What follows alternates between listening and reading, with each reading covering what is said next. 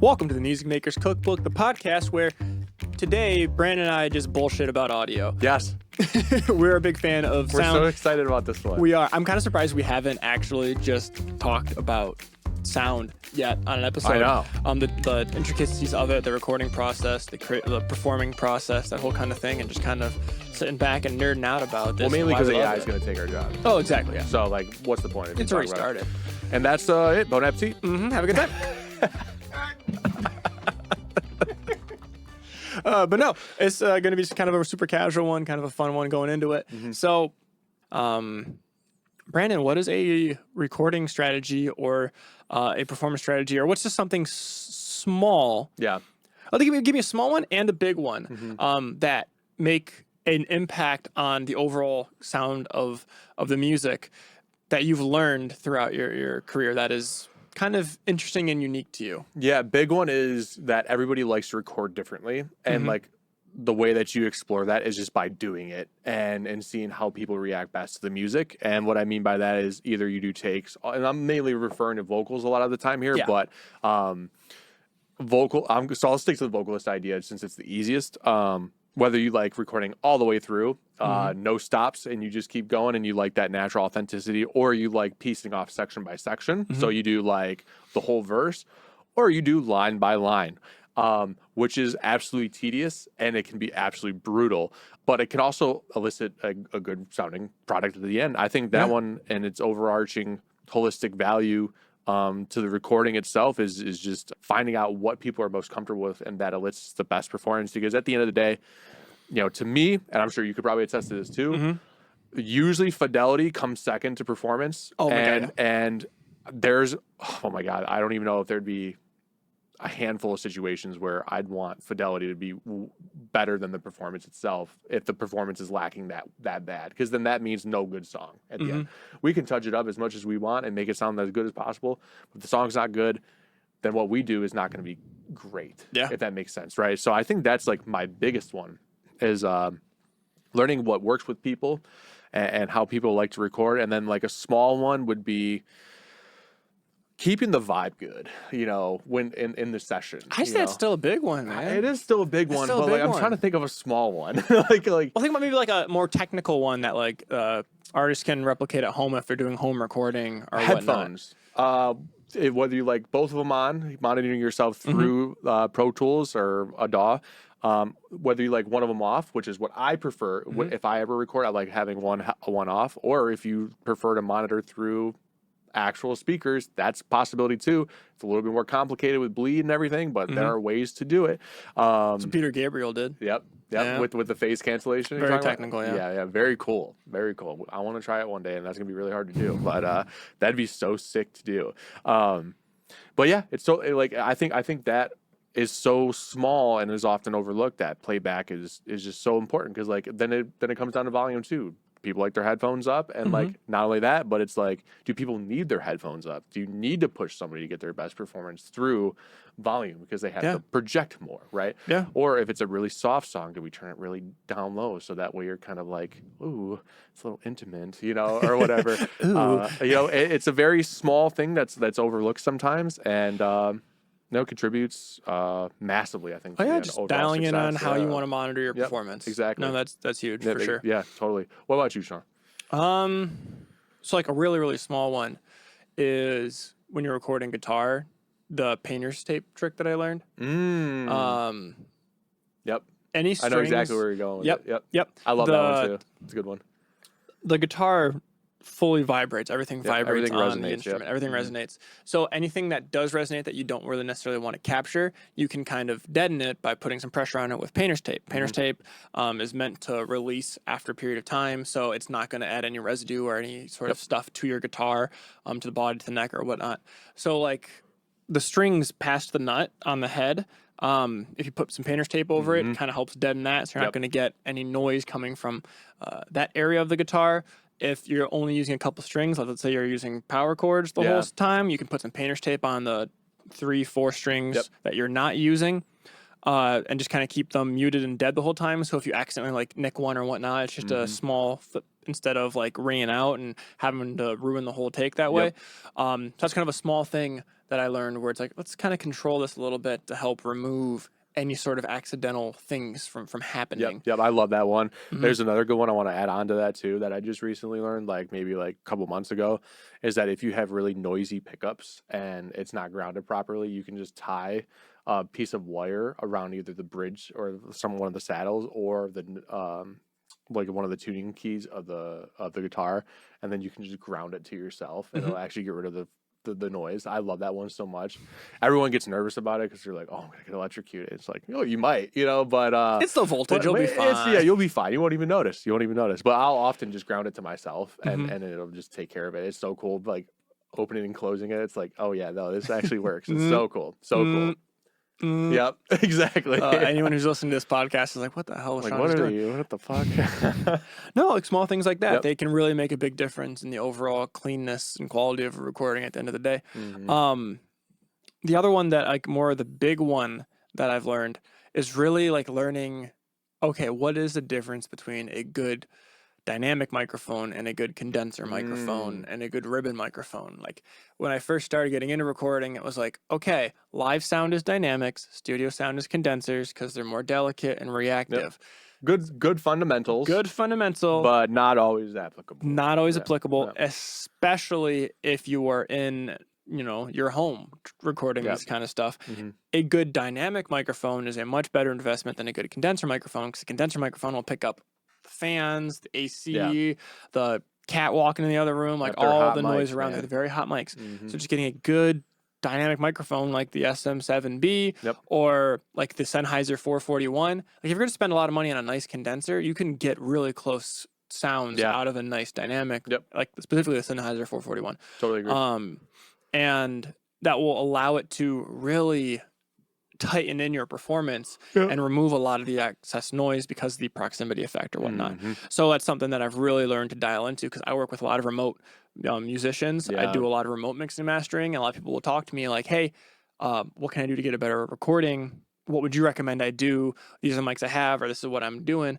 And a lot of times it's like, hey, if you have a dynamic microphone, use a dynamic. Yeah. It might not technically sound up front like it has that fidelity, Mhm. but that can be adjusted, and it's getting rid of so much unwanted noise Absolutely. that is going to be very hard, not impossible, but very hard to remove in post. Mhm. And it's always better to add something than to try and remove something. Agreed. Because if you try to remove all the background noise, it is going to get rid of some frequencies that are Yep. in the voice, that are Mhm. in the guitar, that are in the performance, and kind of deaden the whole thing as a whole. I mean, even like using the restoration tools like RX, like you're still going to lose a little bit of that high end. Oh, yeah. It's just inevitable. It's Mhm. inevitable, and that's where a lot of the noise lives. It Yeah. is up in that register, and it makes sense why that's cut off. And then you get artifacts sometimes when you go to EQ something. If you're EQing it super heavily, you Oh, know, yeah. or Or compressing using- it super hard, it's just going to bring exactly. out all the noise. Yep. I was Yep. doing a track recently with a client who sent me all these drums. He played they're all digital drums from a plugin, and I sent it back to him. He's like, "Man, there's a lot of analog noise on this." I'm like, "All right, cool. I use a lot of analog plugins. Let me look into it. Let me deactivate this, move this around."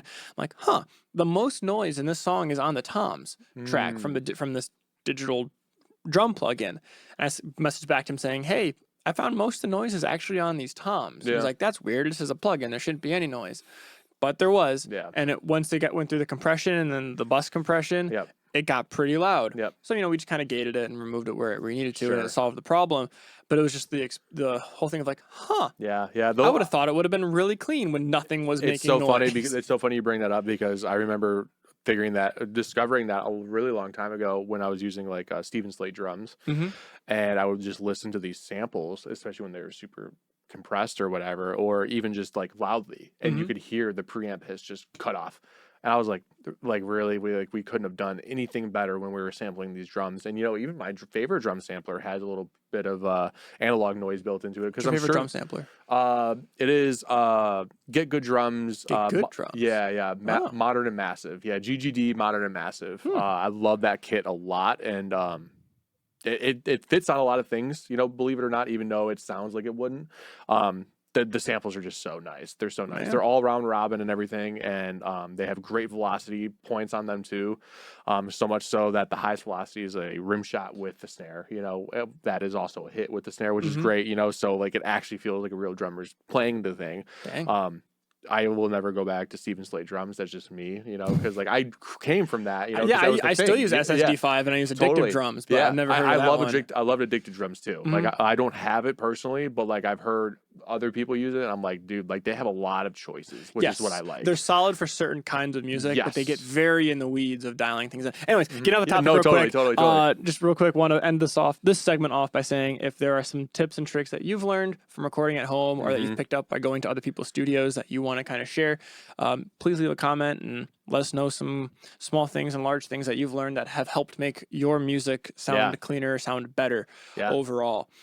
Now we can go back to just kind of bullshit. Fuck yeah, dude. But yeah, no, that's what I learned about some of those samplers is just a lot of noise that's induced in there, and you wouldn't know it until you start processing it or turn it up really fucking loud, you know, because they hide it pretty well. But yeah, very interesting though that it was that bad of an issue that it was, you know. Well, it was crazy. It wasn't when the drums hit. It was during the decay. It was during the silence. The whole track had a layer of noise throughout the whole track. That's interesting. That was the weird thing. I don't know what he used. No, I'd be curious to know. I don't know what he used. No, maybe they were trying to simulate it. You know, Maybe. like you're actually playing the thing. That might be what they were doing, but like at that point though, like you're gonna gate it most likely. That's what we did because at first we're like, oh shit, and like it was like so low, it was like -70 or -60, but like after compression and mastering the whole song up because it was a funk song, so it was very dynamic. Gotcha. So it just brought everything up once the glue was put all together. Interesting, but yeah, that's strange. Yeah, that's strange. I'd be curious to know what he was using. So I can stay away. No, the thing is that they sound really good. Okay. It sounded really good. Plus, he's just a super fucking tight drummer. So it's no matter what he played on the kit, I'm sure it would sound great. But yeah, it was just so weird that there was just a layer of noise under all the drum, and it was only the toms that were really bad. The kick had a little bit, the snare had a little bit, but it was the toms that was noticeable throughout the rest of the mix. Totally. Very interesting. Very interesting. Yeah, I knew some of them had it, but I didn't know it was that bad though. Yeah, that bad. So since we're kind of just going casual today, and I kind of want to just talk shop with Brandon here because that sounds like it'd be a lot of fun. Yeah. What is something that you're kind of messing around with and focusing on right now, or relearning, or doing in the studio? Overall, just production stuff. I would just want to take the production to the next level. You know, I've been doing a lot of producing recently on some projects and messing around with like glue a little bit. You know, I have gluing things together, and whether that comes through the use of a warm pad or some kind of string, you know, some kind of foundation that just helps tie everything and but keeps the momentum going too, you know, that and just kind of just like also just overall production in terms of like song structure and drum patterns and things like that. You know, how can we slow it down here? How can we speed it up here? How can we just keep the overall momentum going? So you're trying to take a more actively engaging part of the session. Yeah, most definitely. Yeah, is this for all artists or just really the ones the ones that want to be produced? Gotcha. You know, if they come to me with a song that they already have written, I won't really touch it as much unless they ask. Hey, what do you think about this? What do you want here? Yeah. I don't want to take and rip that out of their hands. You know, if they're already happy with it. But if they're like, hey, how do we get this to move more? And so it's just like trying to experiment and trying to get the productions to sound next level. You know, that's kind of like where I've been kind of focusing on a lot.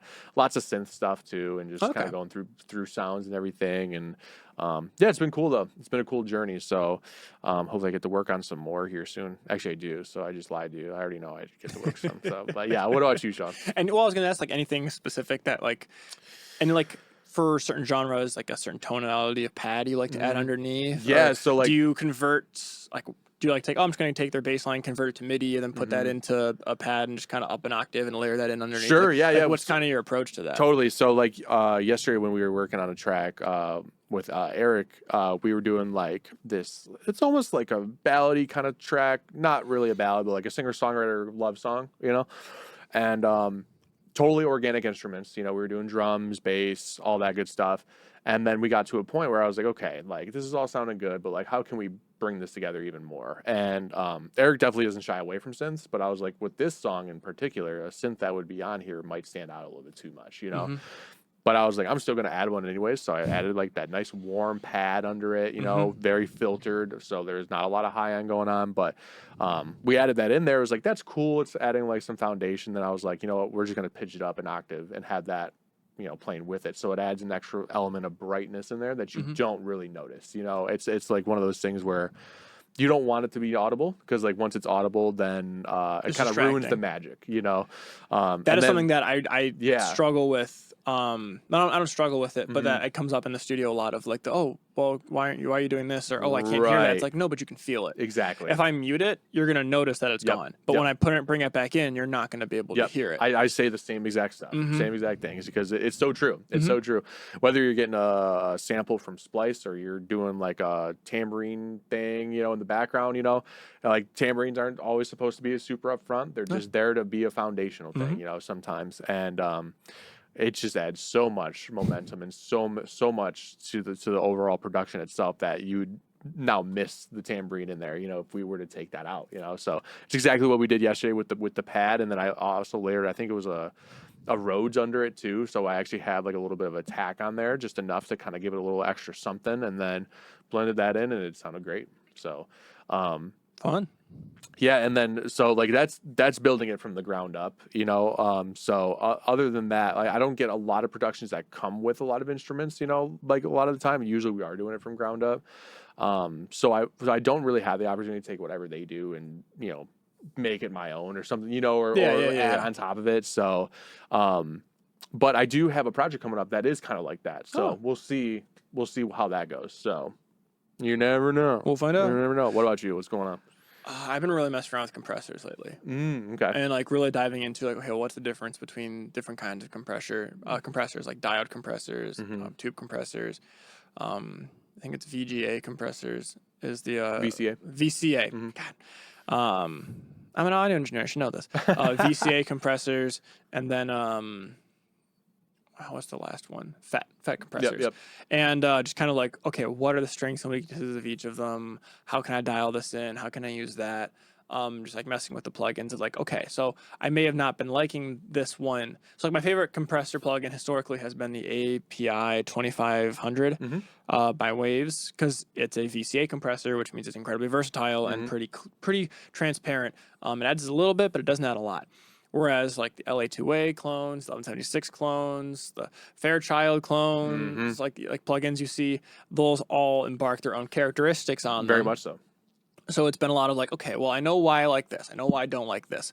But instead of like reaching for the 2500 just out of reflex, because I know I'll get what compression I need to get, let's take a step back and think about, okay, well, do any other style of compressor get me a better result than what I'm doing? And just kind of been messing around with them more and more and more. And it's been cool. really, really fun. Yeah. And I'm lucky that I have one of each style physically in my studio, so I can mess around with it in the hardware too. And I just find that using the dials helps dial it in more in my brain of, okay, this is what it's doing. Totally. And what have you found out so far?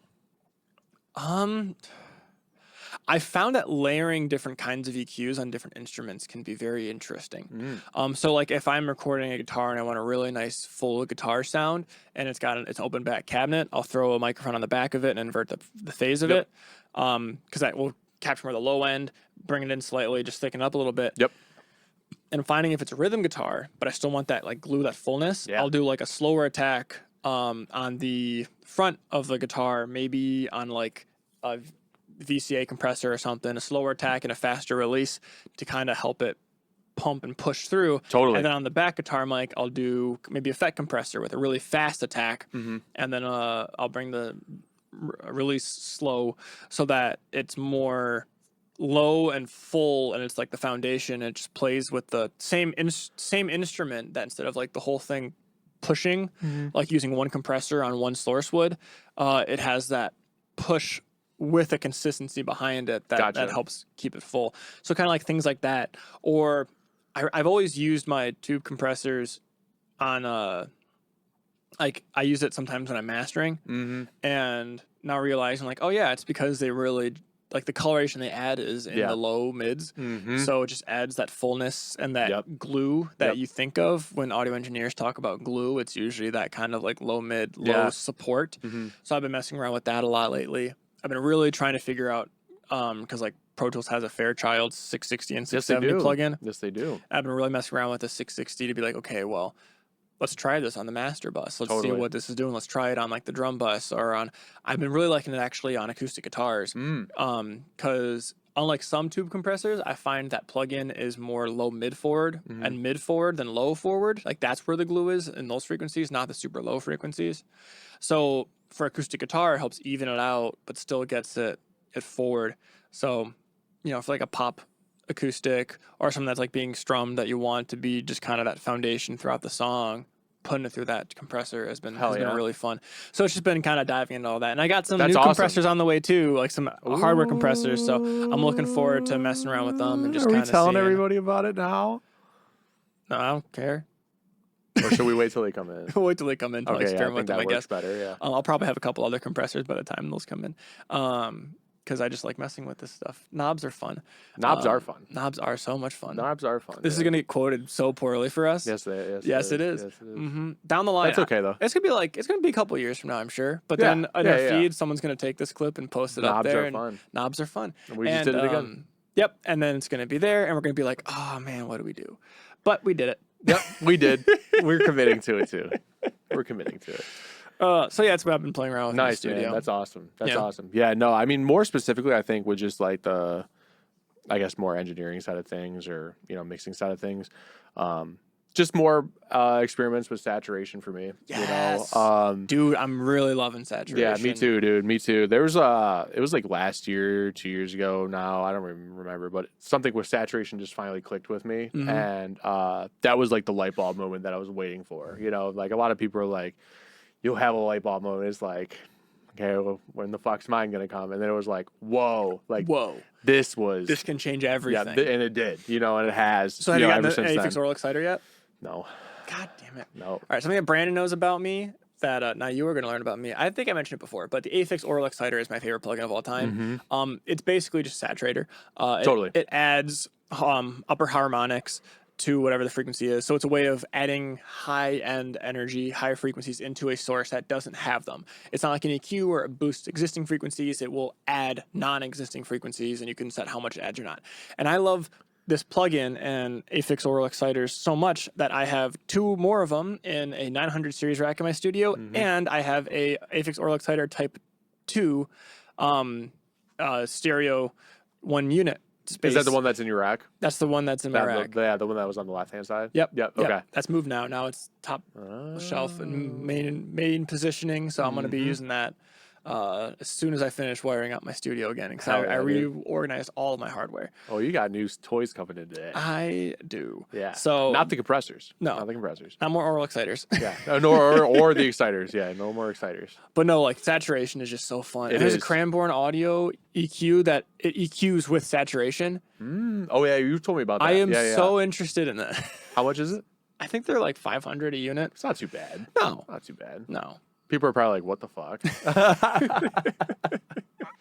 Hey, you buy guitars, I buy EQs. That's right. Just how it works. It's okay. Or I buy guitars and I don't buy EQs. I just buy plugins. So yeah that's kind of. I need more preamps. I only have 6 preamps.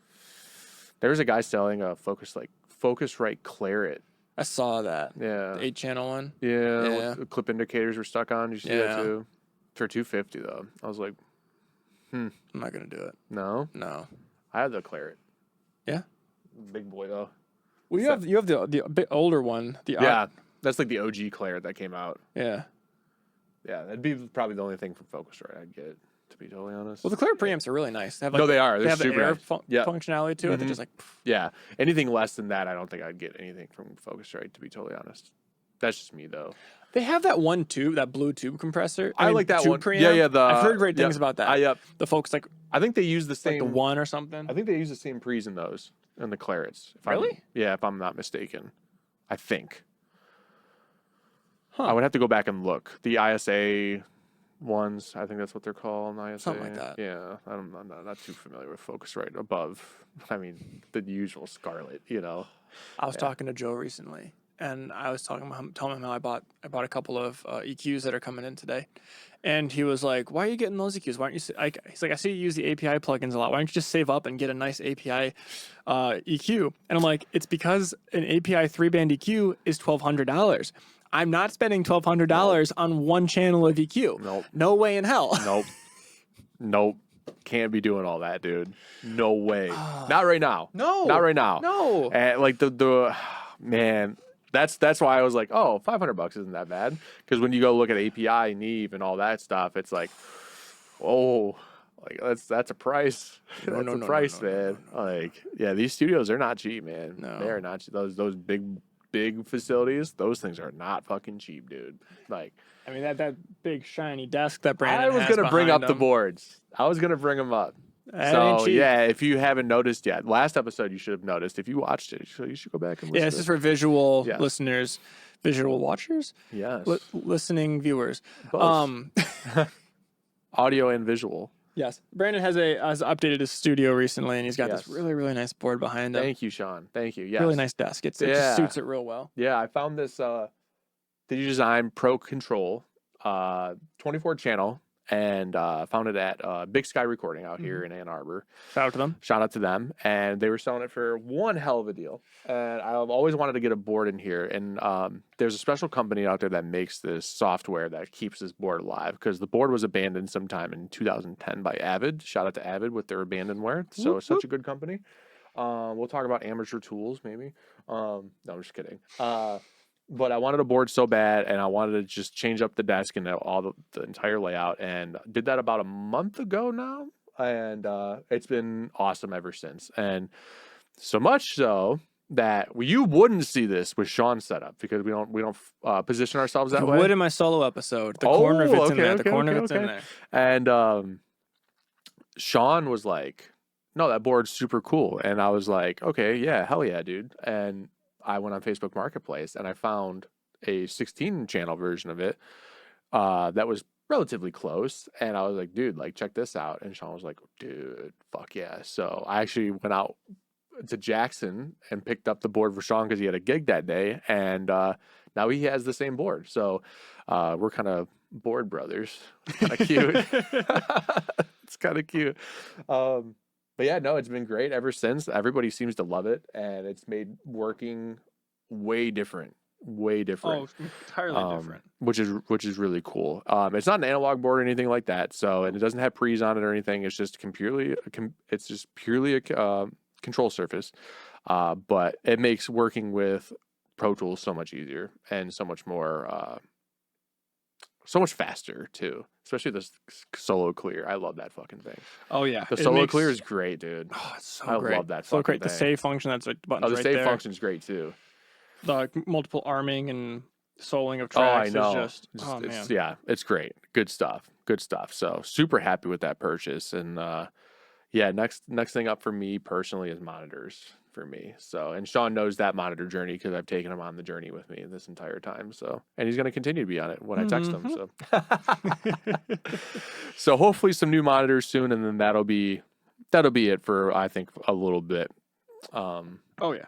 Just because like at this point it'd be, just acoustic treatment, more acoustic treatment, and then microphones for me, personally. I think I'd be pretty happy with that. Maybe the compressors, when Sean gets them, I could play with them. It's probably gonna make me want definitely them. be able to play around with them. And it's gonna probably make me want them. So we'll just put that up there too. I found a Sound on Sound article that talks about these mixers that was published in 1999. Yeah, they're old. And I'm trying to find the cost I remember seeing of what they were originally when they first came out, because they were buco bucks. They were Yeah. expensive as fuck. I found MSRP on something. It's this one. MSRP, you ready? Go for Wait, it. what's RRP? Hold on. The fuck is RRP? Recommended retail price. Gotcha. You ready for this? Go for it. $20,000. Yep. And then the fader pack, right, was $11,000. Oh my god. So if you bought, and this is $1999. Yes. Yeah. So originally that would be 20,000, 31,000, 42,000 for the control. Yep. Avid, why are you so dumb and expensive? Yeah, let's Brandon see. did not pay No. less. He paid less than 1% of that. Yeah. Yeah. And it Okay, still works. so you ready for this? The purchasing power to $20,000 in 1999 in today's money? do 42,000. That's the whole rig. Oh, you wanted me to do that? Okay. 42,000, Okay. which was the purchasing power when this thing came out in 1999. You ready? Can I guess? Yeah, please. All right, 78. Oh, you're so close. 79. Ah, $79,000 worth of stuff. I can't believe I got that close. And let's not forget how much the desk is. Because that desk sells new for $4,200 Oh my bucks. god. So you add in the desk. So little funny thing is that when I was searching for this, I found a Focusrite Control 24, which is like the brother of the board pretty much. And I reached out to Argosy, who makes this desk, and I was like, hey, would this unit fit in this style of desk? And they were like, no, but we can build you one. I was like, oh yeah, that's cool. They were like, yeah, $5,200. No, ain't happening. You got to be kidding me. Nope. Nope. No way. that. No way. I it's got the LED strip underneath the lid now too. Yep, I put it up there. Yeah, it's looking Yep, nice. yep. That was after you suggested it. It looks clean. Thanks, man. Can you change the color of it, or is it dimmable? No, it's dimmable though. Okay, that's nice. I just wanted the one color. I was like, choice paralysis. No, thank I'm you. surprised you didn't go for a warm light. So that is actually the warm light variant. That's the warm light variant. Yeah, isn't that nuts? That's insane. I was like, dude, I might get a yellow one, but I was like, fuck it. At this point, I already put it up, so I'll keep it. But and I'm used to it by now. But yeah, that was the warm light variant. Not very warm. Oh man, I'm Not sure the very audio warm. listeners are really loving this section. Yeah, of, they're of like, the okay, I podcast. can't see shit. I'm driving my car, and yeah, it's like, what are we doing here? I want to be honest. I did temporarily forget that we are recording. Really? Because like we just fucking chat. Oh and yeah, chill no, and this is talk. normally Like, this I is mean, how we normally talk before we get into the episode. Yeah, and that's the whole point of today. We're just kind of vibing. Mhm. Thank you for joining in and vibing with us. Yeah, and talking dude. about audio and all Mhm. that kind of stuff. It's fun. Yeah. It's fun stuff. Yeah, Yep. and if you want to do this like together, we might come up with something. Maybe. sure, for You know, sure. I think that'd be fun. If we have any listeners that want to hang out online and all like bullshit and Mhm. whatnot and meet, that'd be really cool. Don't know what the logistics will look like or anything like that, but Down could the be a line, future. Patreon. Could be a future. Yeah, I think so. Make it a tier thing. Could That's be a gonna future the only way thing. to do Yeah. it, yeah. Yep, I think so too. So Yeah, we just got to get better at and more comfortable with promoting episode 67 and get this podcast out there so that we have more people who would want to join in and Yes. and chat with us like this, Mhm. because this would be super chill. Yep. Totally agree. Well, I That's feel like the next step. it is the next step. We're getting there. I feel like we could keep going on and on about other things that are coming up and other projects and Oh, things let's like talk that. about the guitar thing real quick before we Oh, we'll sure. end on this. Go We'll for it. end on Yeah, this. yeah. So we did this really cool thing where we did a guitar mic shootout Mhm. at Sean's studio about 2 weeks ago now. Yep. And basically what we did, we had maybe 18 dynamic microphones. Yeah, yep. Crazy amount. And six different small diaphragm pencil condensers. Yep. 11 large diaphragm condensers, 2 ribbon mics, and a shotgun mic. Yep. And we recorded every single one of those with a loop. And we did on access and off access while I was there for the dynamics. Yes. And Did you find out? Were you there for when we picked the winner? no. No, I was Have we not. told you what Yeah, the winner was? yeah. Yeah. So Go this thing won out of the 18, the SM57 beta. Mhm. And then we compared it to just a normal SM57, and hands down unanimously that one, which completely invalidated our entire Hey, bracket system. but that's how it was just for fun anyways. Yeah, It was I mean, just a that's how bracket. it kind of goes though with March Madness. Exactly, It's like yeah. the team that probably would have won lost at some point because it just sucks that Mhm. it just happened to work out like that. So this guy happened to be the winner this time. Yep. And I'm sure like maybe next time if we do this, we'll have to put those two up head to head first because Oh, yeah. I think that's just the right thing to do at Yeah. that point.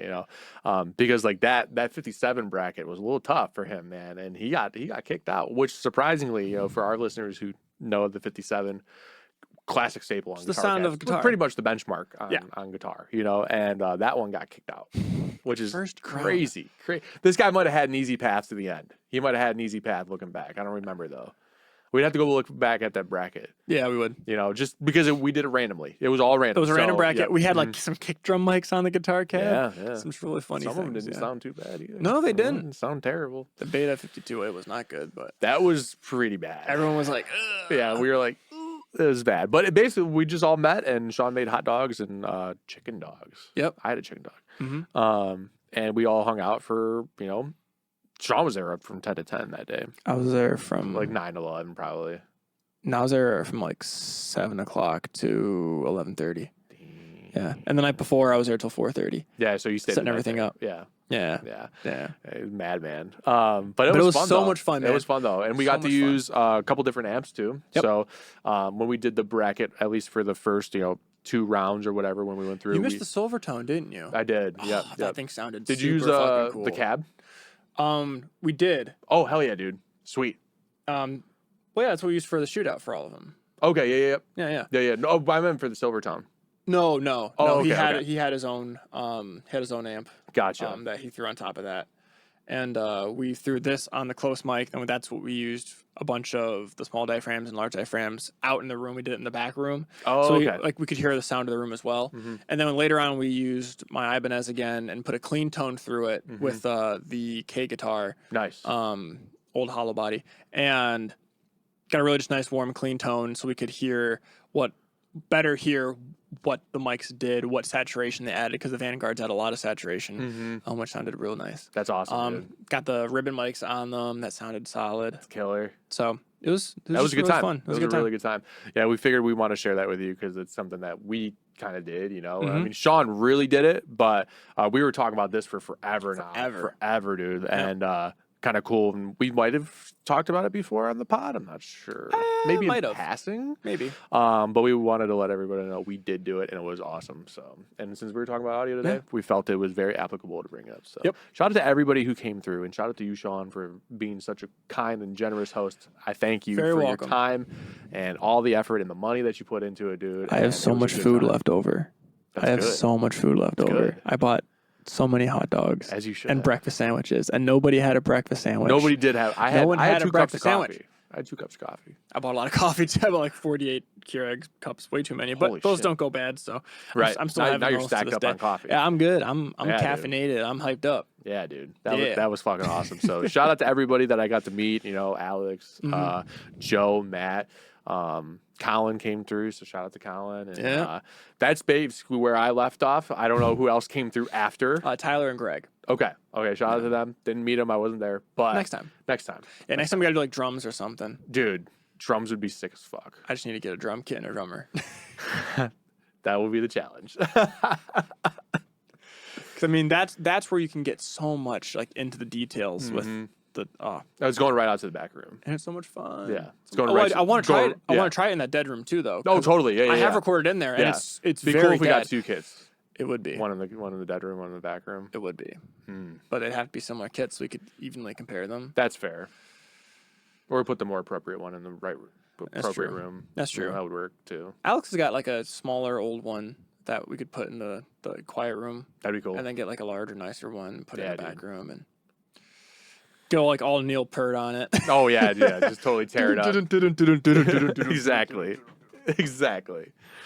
Who knows? We're gonna do it. But we'll keep everybody posted whenever we do that. For sure. That might not be a this year thing, but we'll see. No, it'd be this winter or early next year. Totally. But we'll make something happen. Yeah, I think it'd be fun. Brandon took some photos of it. I might post them on the Music Makers Cookbook. Hell yeah, dude. Instagram. So you might want to check that out. Did you take any videos at all? I didn't take any videos. No videos. Yeah, damn it. I would have put them on our TikTok and YouTube channel, but I fucked up. I didn't promote myself well. It's okay. It's okay. It's not okay. We have photos. I'm a failure. No, you're not. But that all being said, we really could just keep going on and on because it is such a casual, kind of talking episode today. Hopefully you got some value out of it. Thank you for tuning in with us in the kitchen and just kind of chilling and vibing with us and just kind of... Yeah, this was a fun one. Yeah, having just a good time.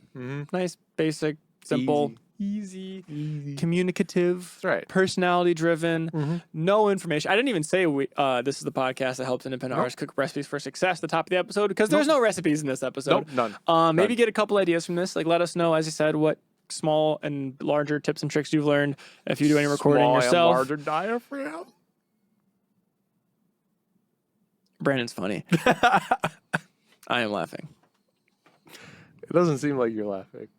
It looks like it. It does. But it doesn't seem like it. Audio listeners. I'll take that as an internal chuckle. This is such a good episode for audio listeners. I'm so glad that they are tuning in to this. Thank you so much for getting this far into it and enjoying our Midwestern goodbye as I'm trying to wrap this up, Brandon. I'm sorry. I saw an opportunity. And he took it. Speaking of things you can take this segue. How can they find you? I don't know. Okay, you can find me at swsrecordings.com. I do remote mixing and mastering for folk, rock, acoustic, and blues music. Yeah, you can fill out the form on my website.